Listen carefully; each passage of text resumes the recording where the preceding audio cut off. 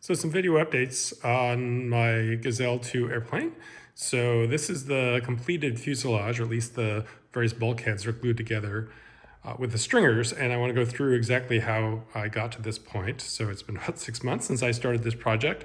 So the project involves these bulkheads, and here's a test one right here. As you can see, it's mostly just these Douglas fir stringers that have these milled out pieces of 18 millimeter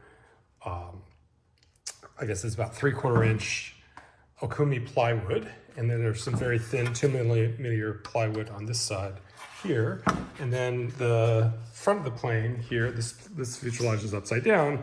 This has actually got some foam cutouts here. There's 2 millimeter plywood on either side, and so here you can see a test piece that was cut out from that. So the whole thing is built on the strong back, and I just want to make a few points about this. So these are some sleepers here that are milled out by to the exact, all of them the exact same width, and then it's sitting on top of these. I think there's about 14 feet 6 inches long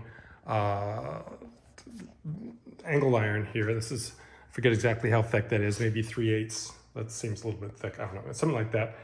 And then these are leveled. There, you can see there's some cardstock in there. So you use a laser level with these little targets sitting on each one to get them all at the same height there.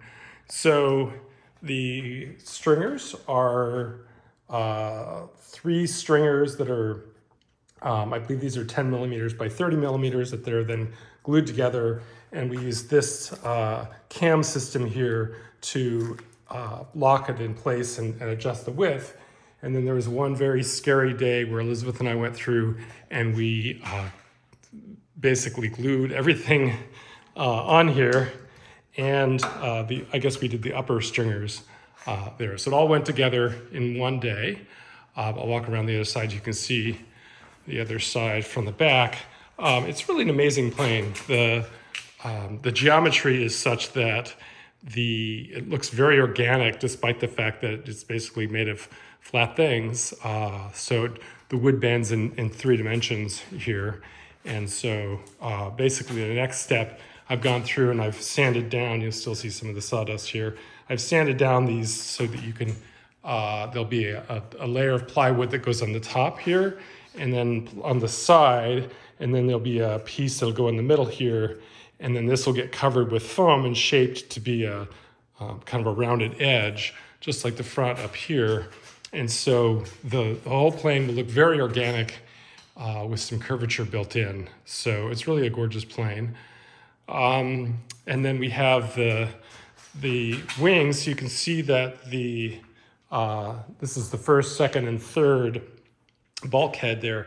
The second and third are actually tilted at 3 degrees. That gives the appropriate incidence for the wings. Here you can see the templates for the wings. So I cut these out of my 3D my CNC, and I have some longer versions of it right there.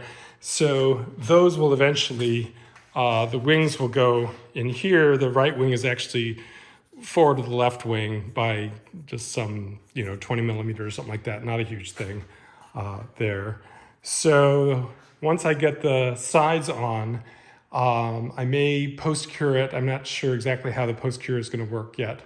I think it means tenting the whole thing and then putting a heater underneath and letting the heat rise up and getting it close to 140 degrees, maybe. I don't know. People are unclear about whether that's necessary, but and then I'll be able to take it off the forms here and flip it over, and then I'll be able to work on the inside to start filling out the rest of the airplane. So here you can see the plans for the plane, all of the different sections here, and then ultimately it'll look something like this when it's all done. We'll have to see. So that's a quick update. It's an incredibly fun project to work on. Having the CNC over in the corner there, I'll give you a brief tour of the CNC, has been incredibly helpful in terms of getting parts made that are the exact dimension here. So it's currently set up so that I can do scarfing, which is the joining of very thin material. So I've been practicing scarfing here. So here you've got one long piece here, and then there's other pieces that will also have a scarf, and so it'll just glue on here, and so we'll get an almost seamless connection between these two, and that'll be important because we've got a junction here. The front part is about 2 millimeters up here, and then when you get down to I think C7 here, it switches to 1.6 millimeter all the way back, so it gets lighter in the back. So it's coming along. I'm really excited, and hopefully I'll have more time over break to get more progress done.